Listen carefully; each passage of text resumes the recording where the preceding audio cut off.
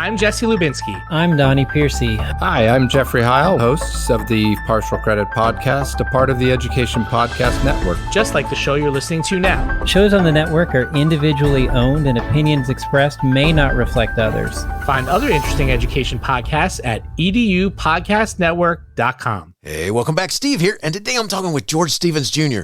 Oh my gosh, you're going to love this talk. He has such an amazing legacy on the history of the U.S., from movies and television to creating the American Film Institute and the Kennedy Center Honors. And you're going to love this talk. George shares his book, My Place in the Sun, Life in the Golden Age of Hollywood and Washington. What an amazing read. What an impact he and his father and family have had on the world of the arts. So much to learn. You're going to want to run out and get a copy of this book today, whether audio or hard copy or digital. Yeah, good stuff. By the way, before you go, it would be so cool if you went to my website, stephenmiletto.com/reviews, and maybe 5 stars, and how about saying a few nice words? Think you could do that? That'd be so cool. Thanks so much for listening. Thanks for sharing, and enjoy the show. It's the Education Podcast, your favorite show, with lots of groovy guests, and they share what they know. So crank it up to 10 and let your neighbors know that here's another show with Dr. Steve Miletto. Teaching, learning, leading K12. Teaching, learning, leading K12. Teaching, learning, leading K12. With Dr. Steve Miletto. George Stevens Jr. has achieved an extraordinary creative legacy over a career spanning more than 60 years. He is a writer, director, producer, playwright, and author. He has enriched the film and television arts as a filmmaker and is widely credited with bringing style and taste to the national television events he has conceived. As a writer, director, and producer, Stevens has earned many accolades, including 15 Emmys, 2 Peabody Awards for Meritorious Service to Broadcasting, the Humanitas Prize, and 8 awards from the Writers Guild of America, including the Paul Selvin Award for writing that embodies civil rights and liberties. In 2012, the Board of Governors of the Academy of Motion Picture Arts and Sciences voted to present Stevens with an Honorary Academy Award for extraordinary distinction in lifetime achievement. Stevens served for 8 years as co-chairman of the President's Committee on the Arts and Humanities following his appointment by President Obama in 2009. Stevens is founding director of the American Film Institute, and during his tenure, more than 10,000 irreplaceable American films were preserved and cataloged to be enjoyed by future generations. In addition, he established the AFI's Center for Advanced Film Studies, which gained a reputation as the finest learning opportunity for young filmmakers. Stevens was executive producer of The Thin Red Line, which was nominated for 7 Academy Awards, including Best Picture. He co-wrote and produced The Murder of Mary Fagan, starring Jack Lemmon, which received the Emmy for Outstanding Miniseries. He wrote and directed Separate But Equal, starring Sidney Poitier and Burt Lancaster, which also won the Emmy for Outstanding Miniseries. He produced an acclaimed feature-length film about his father, George Stevens, a filmmaker's journey, and in 1994 produced George Stevens' D-Day to Berlin, which depicted the wartime experiences of his father, one of the most highly regarded directors of all time. In collaboration with his son and partner Michael Stevens, he produced the feature-length documentary Her Block, The Black and the White, on the famed political cartoonist Herbert Bloch for HBO. Stevens made his debut as a playwright in 2008 with Thurgood, which opened at the historic Booth Theater on Broadway. The play had an extended run starring Lawrence Fishburne as Supreme Court Justice Thurgood Marshall. Fishburne received a Tony nomination and returned to the role in the summer of 2010 with runs at the Kennedy Center and the Geffen Playhouse in Los Angeles. Thurgood was filmed while at the Kennedy Center and shown on HBO in 2011. In 2006, Alfred A. Knopf published Stevens' Conversations with the Great Movie Makers of Hollywood's Golden Age, the first book to bring together the interviews of master movie makers from the American Film Institute's renowned Harold Lloyd Master Seminar Series. Conversations with the Great Movie Makers, The Next Generation, was released by Knopf in April 2012. Stevens resides in Washington, D.C. For more information, you go to georgestevensjr.com, and I'll have that in my show notes. Mr. Stevens, George, thanks for joining me today, and say hi to everyone. Well, good. It's very nice being with you, and I look forward to having a little conversation. Well, I can't thank you enough, and it's a pleasure meeting you. And I got to tell you, your family is part of the fabric of history of our country. I mean, you and your father talked, worked, and shared time with some of the most famous members of our cultural, political, and the arts. Something that you mentioned in your book, My Place in the Sun, is when as a kid you noticed that your family was different than others. And I was wondering if you could, I thought this was kind of interesting as you noticed that, hey, this is not a regular family here. There's some different things going on. I thought that was funny. Could you share some of those thoughts with us? Well, I do remember when I was in the first grade, or I was just starting in school, and the teacher asked all the children to talk about their fathers and tell what their fathers did. And I said, well, my father's a director. And the teacher said, well, what does a director do? And I had no idea. It was just, I was stuck for an answer. But I later learned that he was leading a rather fascinating creative life, making motion pictures. It's so cool. I mean, because it had to be as you're getting a little bit older, as you start realizing there's a little different stuff going on here, and as you recall that in the book, which is fascinating. And I got to say kudos to you. Your book, My Place in the Sun, is easy to read and engaging. You want to keep reading, so it's awesome. Well, I set out to write it because I've had a career that's been in many different areas, both in Hollywood and Washington. And then having written it, I now realize something I didn't realize when I started it. And that is that my wife Elizabeth and I have had so many fascinating associations, partly because of my growing up in Hollywood, she in Washington, and that founding the American Film Institute. Our life was around the most important people in film, and then starting the Kennedy Center Honors in Washington at the Kennedy Center. We honored about 200 of the most fascinating creative people in American history. So it turns out that my book, as I now read it, I just had to read it aloud because I recorded the audio version. But it's these people who we met and worked with that have given me such an interesting life. And so I've enjoyed telling stories about, people I've worked with, Sidney Poitier and Jack Lemmon, and, well, gosh, just so many people that we can talk about. It's so amazing. And it's, just a note in the timing of certain things that happen in there. You mentioned famous cowboy actor, Joel McCrea.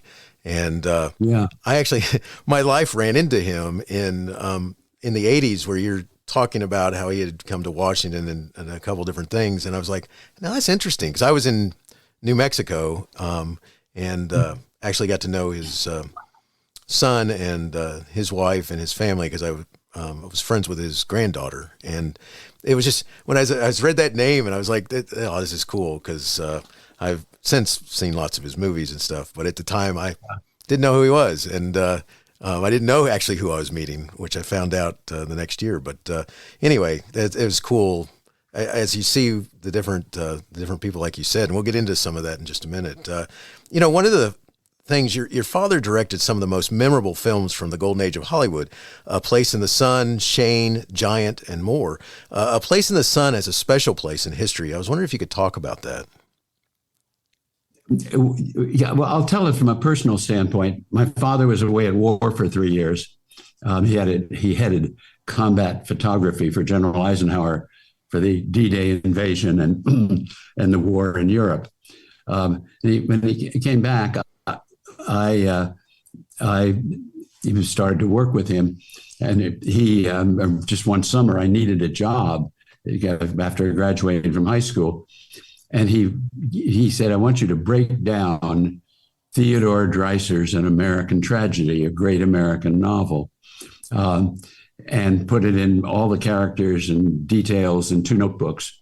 And I did that because he was preparing to write the screenplay that would be called A Place in the Sun, and for which he'd win his first Oscar, a movie that starred Elizabeth Taylor, Montgomery Clift, and Shelley Winters.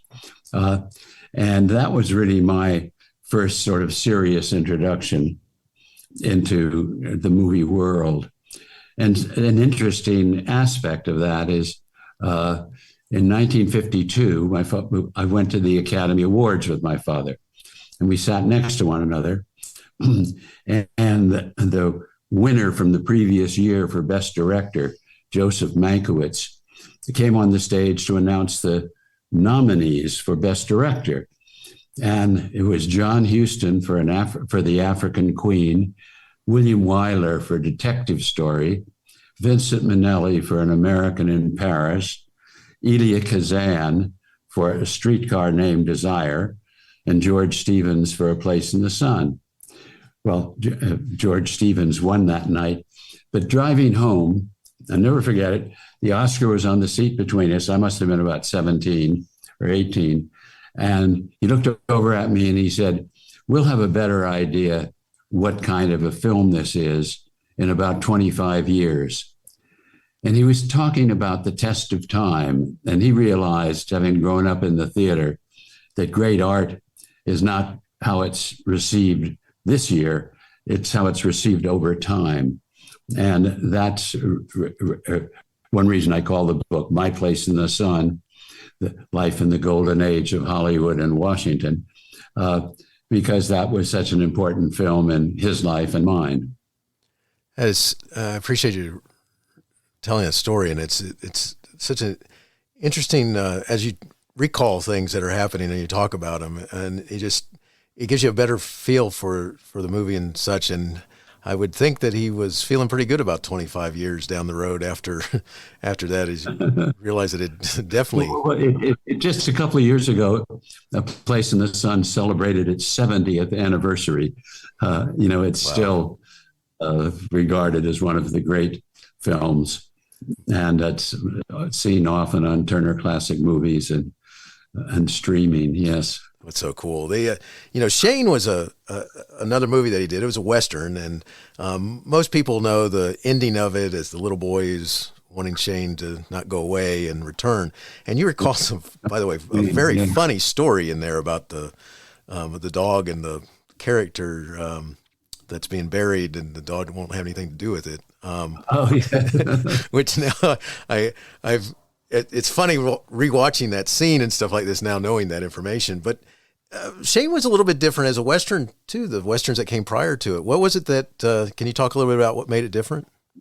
Yeah. I mean, my father came back from the war. He saw one movie during 3 years, before he left, and he was well over draft age. He asked to be commissioned and to go to be in combat. But he came back, and then he'd see Western movies, and he'd see people get shot, and kind of lean over and then get back up and shoot some more. And he'd seen what a 45 what single bullet could do. And in Shane, he really made that point in such a dramatic way, with the killing of the little Southerner by the gunman played by Jack Palance. And he wanted the audience to identify that a gun was a weapon of violence. And he said, a shooting for us in this film is a Holocaust. And I want the audience to feel that. So when they shot the scene they had the street all muddy in this little one-sided street. We shot up in Jackson Hole, Wyoming. And Stonewall Tory, the character played by Elisha Cook, they put a harness around him under his shirt. And when he walked through the mud and then faced Jack Palance and was shot, they had a wire coming out of the back of his shirt and 4 stagehands who just yanked him back into the mud. And for the first time in a film, people saw the real impact of a gunshot like that.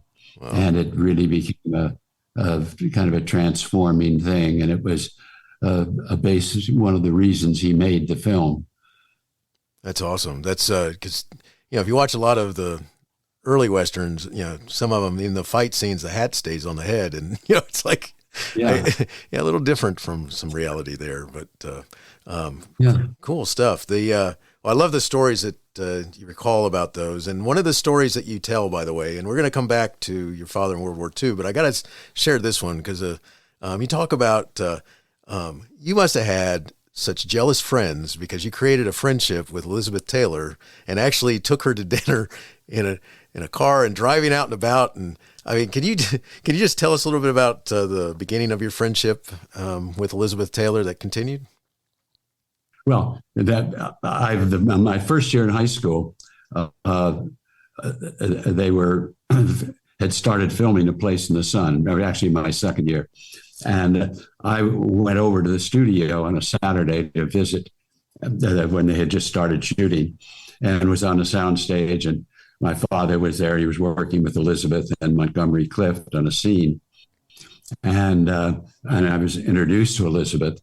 And we were both 17 years old, and she was clearly the most beautiful woman on the planet.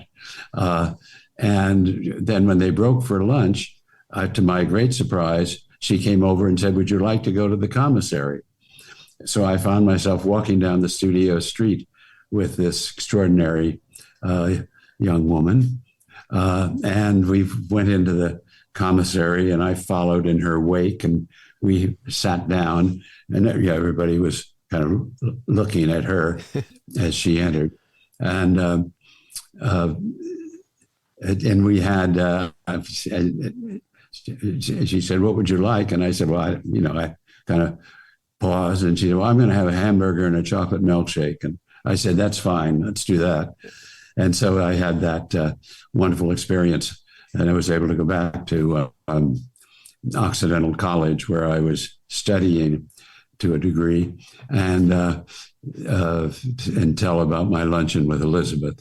I cannot imagine what that conversation was like, because I'm sure you had a lot of people's attention. That's for sure, especially because her career spanned for a long time too, and just that message, just that time frame, very famous.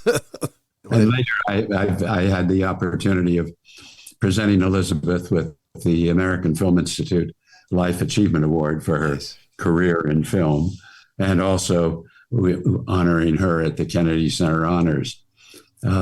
So we were in touch throughout her life. That's so awesome. So awesome. Let's go back now. Let's go back in time and talk a little bit about, because you mentioned your father in World War II. I mean, could you talk about the role that your father played in U.S. history and the world when he put aside a top Hollywood career to join the Army and document the war in Europe and the atrocities of the concentration camps? Could you talk a little bit about what he did? Yes. Well, in the early 40s, he'd been making wonderful pictures: Penny Serenade, the talk of the Town, Gunga Din, Woman of the Year, The More the Merrier. But one night he was in a screening room at Columbia Pictures, and he asked to see Leni Riefenstahl's Triumph of the Will. She was a woman director in Germany who made this kind of pageant of Hitler and the Hitler Youth and the German army as a propaganda film. And my father saw that and realized for him that he could not stay in Hollywood when this war was going on overseas. So he took a commission, and as I said earlier, was in charge of the combat photography for D-Day, the battles in Normandy, the liberation of Paris, the Battle of the Bulge, the link up with the Russians at the Elbe River, and the freeing of the concentration camp at Dachau. So, as he said, he had a 50-yard line seat and saw men at their best and at their worst during World War II. So it was a very important experience for him. And he came back, as anyone would, after 3 years at war, with a slightly different view of the world, a deeper view, let's say. And his pictures became more ambitious, more serious. I appreciate you recalling that. It's amazing because a lot of people, I think, don't realize that a lot of those images that they see were thanks to your father and his crew taking and making sure that we saw the reality, and we can still see. Exactly. And very importantly, when they got to Dachau, and this horrific thing that was discovered there, that there was the first concentration camp that was liberated, and to see all those stacks of bodies and emaciated people, it was, and his job there was less to cover and report on the war than to gather evidence, motion picture evidence of what happened there. So people could never say that it hadn't happened, as some still do today. And the footage, they made 2 films that were shown at the Nuremberg trials, where the Nazi leaders were brought to justice. And these films were shown in the courtroom. No one could say that it hadn't happened. It's so important to making sure. And like you said, even today, there's some who try to deny, and that record's there, which is awesome, to make sure we don't forget. So let's focus for a minute on your pursuit of helping filmmaking be seen as an art form. I mean, because that is what an awesome. It's hard for me to imagine, and it's really cool because thanks to your focus on preserving films of the past. I mean, it's people can go back and see it, all these stars of the past, and one of the early. I think he was your second one who was recognized because you had James Cagney as one of your American Film Institute Lifetime Achievement Awards that you gave him, and I want to come back to him, but I mean it's how did you? I mean, could you talk about where the idea came from for the American Film Institute? I mean, why you pursued seeing it through to implementation? Because that's if you got distracted or anything and didn't do it. I mean, I'd hate to think of where some of these things would have dissolved and disappeared over time. Well, I was having my career in Hollywood. I was directing television, Alfred Hitchcock Presents and Peter Gunn, among others, and working with my father on The Diary of Anne Frank. And Edward R. Murrow, the great broadcaster who I admired so much, President Kennedy asked him to run the United States Information Agency, the agency that told America's story abroad. They had the Voice of America for radio and a motion picture division that made 300 documentaries a year for showing overseas about the United States and our policies. And he asked me, I was just 29, to come back and run the motion picture division of USIA, which put me in the world of President Kennedy and the New Frontier, which was a life-changing, for me, great experience. And President Kennedy talked a lot about the arts. He believed in the importance of American culture.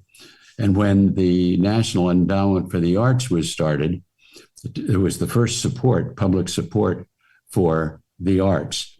And they knew what to do generally about ballet. There are ballet companies and opera companies and symphony orchestras that needed grants. But as someone said, you can't give a grant to Warner Brothers. So I suggested an American Film Institute, and the idea was adopted. And then I was asked to start it and run it. And I did. And 2 of our major challenges were to provide education and training for a new generation of filmmakers. And the cornerstone of our effort was the rescuing of American films, because films that were made up to 1950 were all made on nitrate, a kind of film stock that deteriorated and would catch on fire. So many of half the films that had been made were lost or missing, feature motion pictures. And we started a rescue program. And today there are 40,000 American motion pictures, feature-length pictures, in the AFI collection at the Library of Congress. And those are the films you see on Turner Classic Movies, and if you're seeing films about early American cinema. So those were two of the main things we were doing. And we started the AFI Conservatory, which today is thriving and considered the best film school in America. And so the AFI, I was very happy that I was able to be in. I'm still involved with it, but I ran it just for 12 years. Well, that was a long time. I hadn't anticipated it taking that long, but that's what it took to get it on its feet. And it's so amazing because there's, because in the beginning you kind of have to really convince people that film belongs with other art forms, didn't you? They did. There was a sort of snobbishness in the East that I discovered, that people would say, well, they go to the theater and they go to the symphony, but we really never go to the movies. And it was that has turned around, and now movies are fully regarded as at the center of our culture. That's awesome. Just listening to you talk about the filming that you did with the Alfred Hitchcock TV show. There's someone who's known for the use of black and white to emphasize images and colors and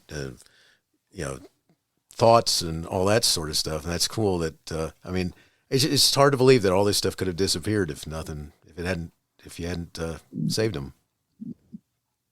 It really is. And there were the Museum of Modern Art and George Eastman House were active in this work. And Martin Scorsese started a film foundation later that is still working to preserve films, because there are ones that get away if you're not careful. I can only imagine. I'm a huge fan of a lot of the early comedians. And so... really? Oh, yes. Laurel and Hardy, Buster Keaton, the early Dean and Jerry movies, and just any number of these. Abbott and Costello are major ones for me too. But when you look at Charlie Chaplin, I don't know how I left him out, and just all those comedians that they had to be on that nitrate that would have. Absolutely, and it is just and how funny those films are today. The lasting value of good work. You mentioned Laurel and Hardy. My father's first job, not his first job, but his first important job as a cameraman, was filming the Laurel and Hardy two-reelers, the famous ones that we all love. And he was also a gag man working with the director, Leo McCarey. So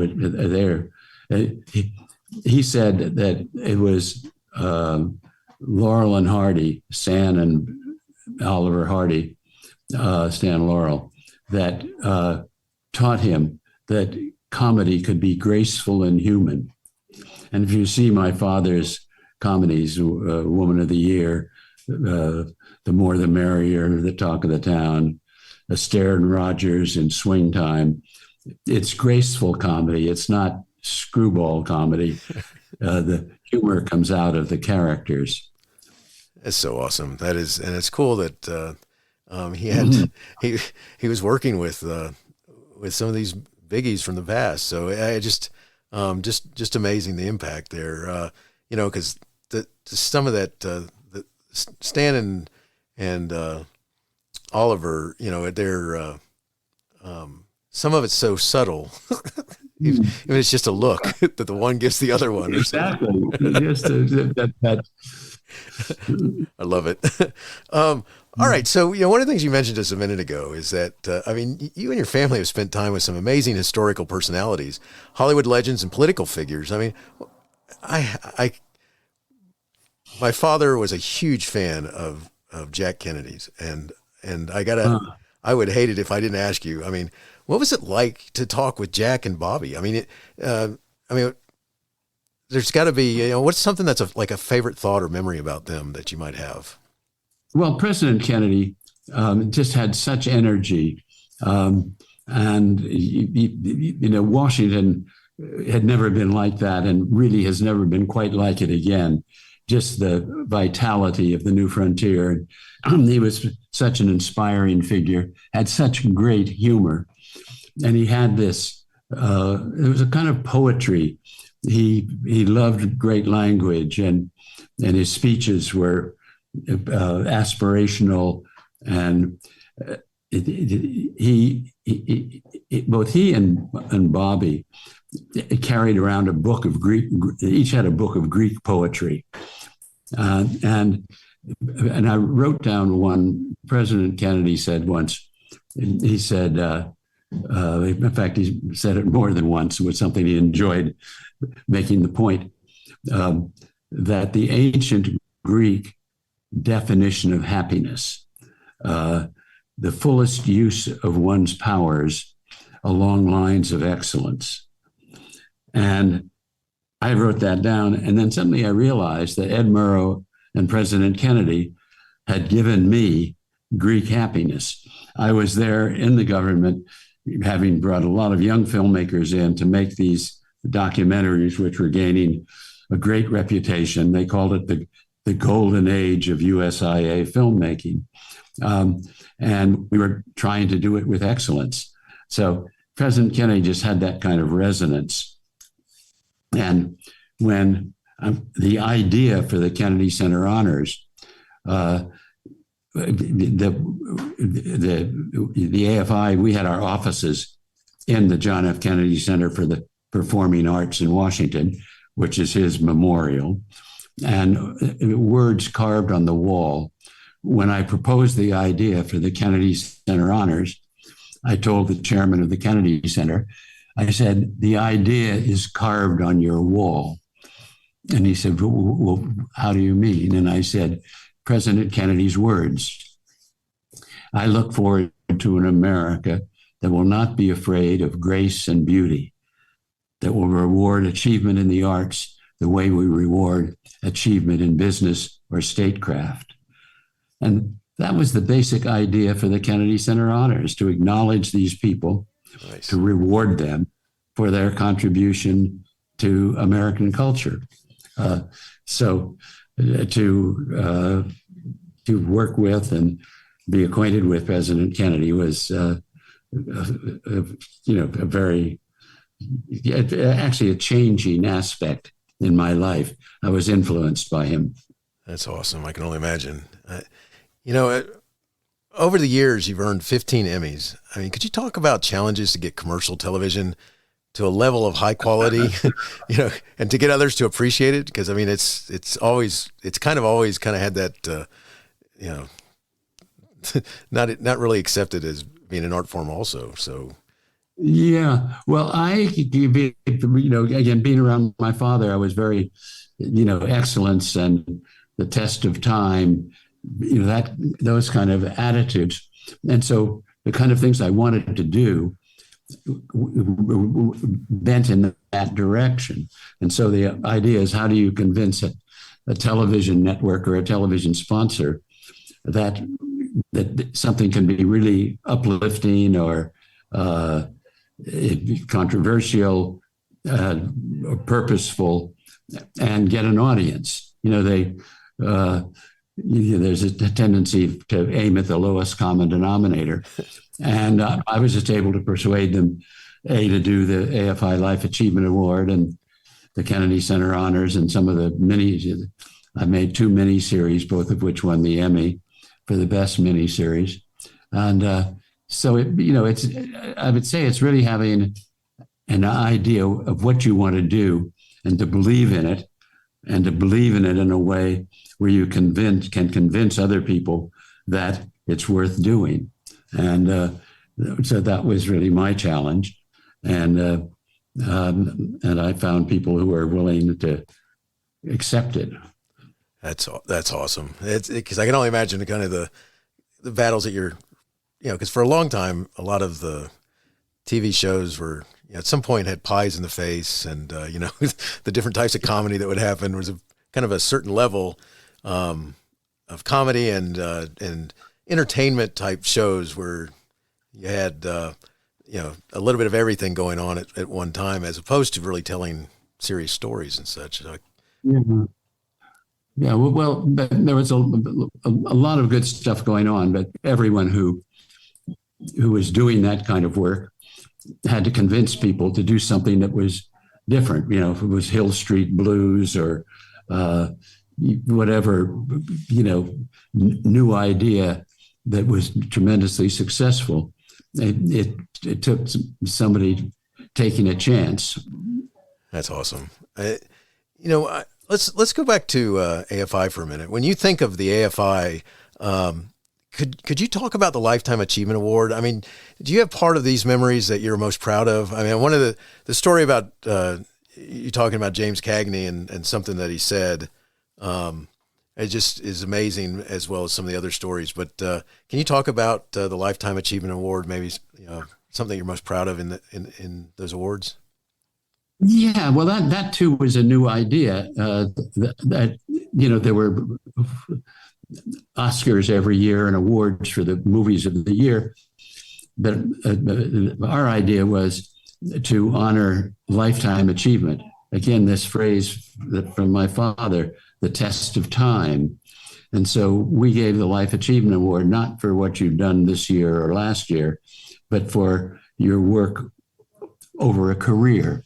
That making films that stood the test of time. And the first recipient was the great director John Ford, and then James Cagney, and then Orson Welles, Bette Davis, Fred Astaire, William Wyler, John Huston, Sidney Poitier, so many wonderful, and it goes on still today. And then I so admired these people, and to find a way to present them on television, their work, and so people could understand and appreciate, particularly the directors who were less prominent, at least as personalities, but to see what Alfred Hitchcock's work was, and William Wyler's, and John Huston, Billy Wilder, and of course being associated with those people and knowing them. I call the last chapter of my book Get-Evasia. And I think you referred to Jimmy Cagney. And when he came to receive the Life Achievement Award, he had been off the scene for quite some time. He'd had this great career. And we went to dinner, my wife Elizabeth and I, at Henry Mancini's house. Henry and his wife Ginny, and Jimmy Cagney and his wife Billy, 2 nights before the dinner. And Jimmy was 5'6" or 7, but this straight posture, and he's a wonderful dancer and a great gangster. He had a great range in his work. But we were finishing dinner, and he was about to leave, and we had been talking about the event 2 nights to come. And he, of course, had to make a speech at the end of the evening. And he said, well, gosh, he said, George, he said, I'm going to need a Get-Evasia. And I said, well, what's a Get-Evasia? And he said, in vaudeville, he said, that's that little step you do just before you leave the stage so they remember you. And he tapped out this little step. I love that. And so I call the last chapter of My Place in the Sun, I call it Get-Evasia. I love that. It also tells you that there's so much more to him, which is what's so cool, that he would share that with you and then do it, do something unique. So what a cool experience there. That is awesome. One of the things that let's shift to the Kennedy Center Honors, which you founded and you created. I mean, what was your ultimate purpose there? What were you really hoping that was going to make it different than other events? Simply to fulfill the words of President Kennedy. Not to be afraid of grace and beauty, to let the public understand who these great artists are. And when we were doing the Kennedy Center Honors, which I did for 37 years, The key was we made these biographical films that were just 5 minutes long, but they told the story. Many, Aaron Copland and Arthur Rubinstein, many had come to America from Europe, fleeing Nazism, but telling their life stories, or Leontine Price, the great soprano, African American, who did not have opportunity but became America, their life stories, so that people would understand the challenges and the glory of what they did. And then that would lead into the entertainment that we provided in the form of tributes. But to let the public enjoy and understand better the importance of the performing arts and the pleasures it brings to the world for those who choose to enjoy them. That's so awesome, and it does just that. And just kudos to you for doing, creating these two major, recognition of people's lifetime commitment, lifetime achievement, focus on the arts and performing and bringing it to everybody's eyes. I love it. Thank you. Toward the end of your book, you recall finding your father's wartime diary, and you share this statement: "Life is a journey, and it's most interesting when you're not sure where you're going." You used this in your 1981 film about your father. Could you talk about this comment from your father and what it means to you? Well, I guess I decided after he died, he kept all this stuff. He had a storeroom, a Beacon Storage on Ventura Boulevard in North Hollywood. He kept his war memorabilia, the Laurel and Hardy scripts, cans of film, books, everything, and including a big 8-foot-high cabinet with all of his awards. You open this thing, Oscars, all this glittery stuff. It wasn't in his office. It was in a cabinet at Beacon Storage, which was just, he was not a person who enjoyed displaying that sort of stuff. But when I looked at it, after he died, he had told me that he was leaving it to me, and then I realized that I wanted to make a film about him. And then among the diaries I found that phrase that life is a journey, and it's most interesting when you're not sure where you're going. And I also found how it applied to my life as well as his. And the film is called George Stevens, A Filmmaker's Journey, which is going to celebrate its 40th anniversary next year. It was just on Turner Classic Movies 2 weeks ago. And we're, again, doing a nice restoration of it, and it's going to be shown widely. But it was, I think, it was so well received. And to be able to tell your father's story in a way that moves people and inspires people, it certainly is among the most satisfying, rewarding things that I've done. That is so cool. I appreciate you sharing and talking about that. And what an interesting to have gone into that that storage room and sifting through everything. So awesome. And say the film begins with wonderful music by the composer Carl Davis, but you're in color, you're panning across this storeroom, and you see a Nazi street sign and scripts and bound scripts that you pan over the titles of all his films and these storage cabinets. And that's how I opened the film. That's awesome. I love it. We're getting close to finishing up. And one of the things that I just wanted to ask you your thoughts about this. I mean, during the pandemic, many theaters closed their doors. It's apparent that many film watchers have decided that streaming is okay for them. By the way, not for me.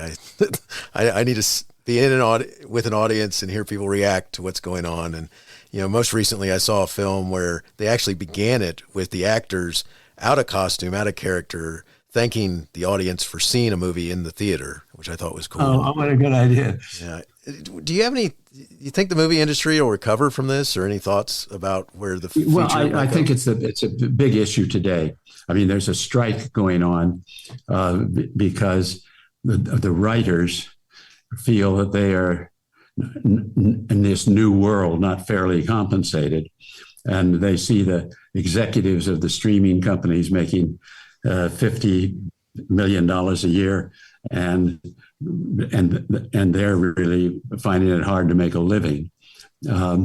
So that's underway, and that also relates to this thing of streaming versus movie theaters. And I think we're beginning to see a little comeback for movie theaters, and I do hope that people will get back to this idea of the pleasure of seeing films in the company of others on a huge screen with great sound, because that's really the most rewarding way to see a film. And streaming, it brought new kind of gusto to storytelling. You know, some very good filmmakers went to the streaming companies and made work that, you know, Succession right now is going to end 4 years. You know, so there've been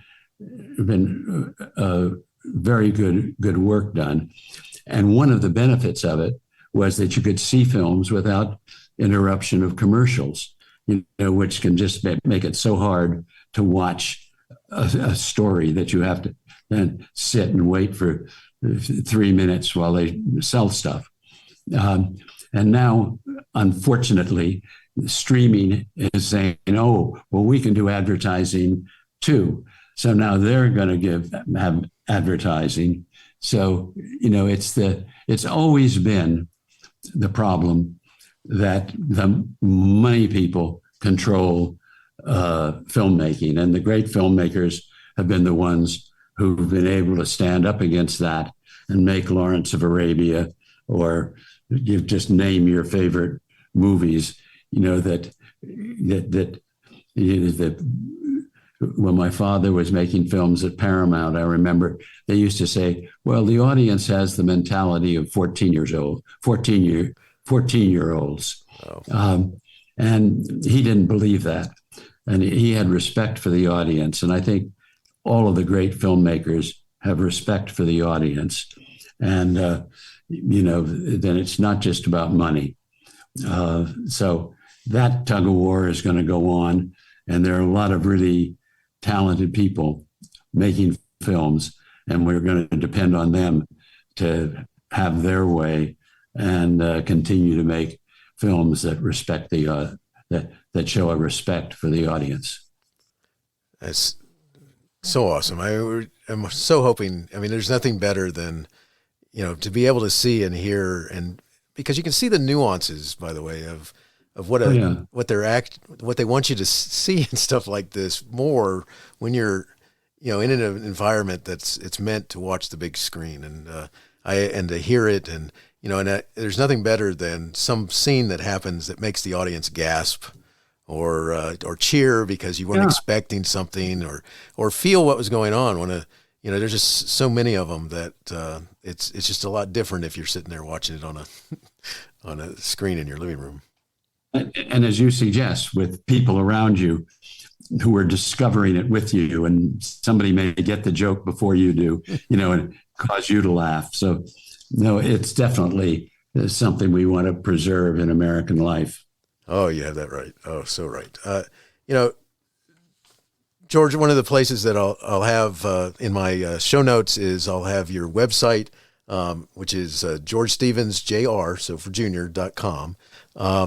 Is there any other places where you'd like to send people to go find, whether it's your book or other information about you? Certainly, I think a lot of your audience will enjoy this book because it is so full of stories and with interesting people and kind of aspiration and you know, it's fathers and sons and my mother.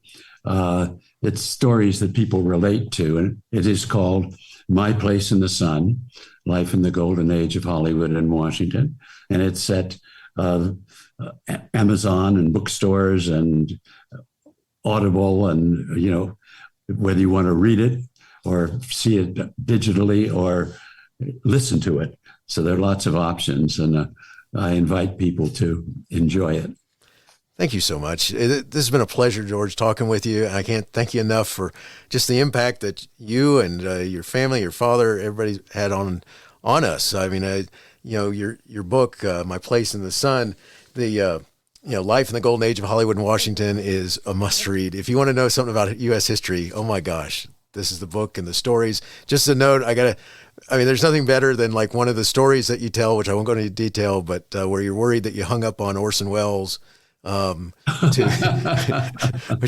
I love that, because I think you had a power outage or something happened, and just conversation you have before what ends up being James Dean's last night, and it's just amazing. It was great knowing Jimmy Dean. He was James Dean died at age 24, but he made 3 wonderful movies that stand the test of time, and he's still with us. Most definitely. Thank you so much, and kudos for everything you've done and all we'll continue to do, and thank you so much, George. It's a pleasure talking with you. I really enjoyed it. Thank you. Hey, you have been listening to Teaching Learning Leading K12, a podcast to help you help kids achieve their dreams. Teaching Learning Leading K12 is a member of the Education Podcast Network. Podcasts for educators, podcasts by educators. Teaching Learning Leading K12 is a member of the podcast network based in Canada called Voice Ed Radio. Voice Ed Radio, your voice is right here. The opinions expressed on Teaching Learning Leading K12 are those of the guests and host. Teaching Learning Leading K12 is intended to share ideas, advice, and suggestions. Teaching Learning Leading K12 is produced for educational purposes. Hey, thanks for listening. It would be awesome if you visited my website at stephenmiletto.com and connected with me, left a review, and listened to more episodes. And by the way, you could also share it with your friends, with your family, and your colleagues. Thanks so much. You're awesome.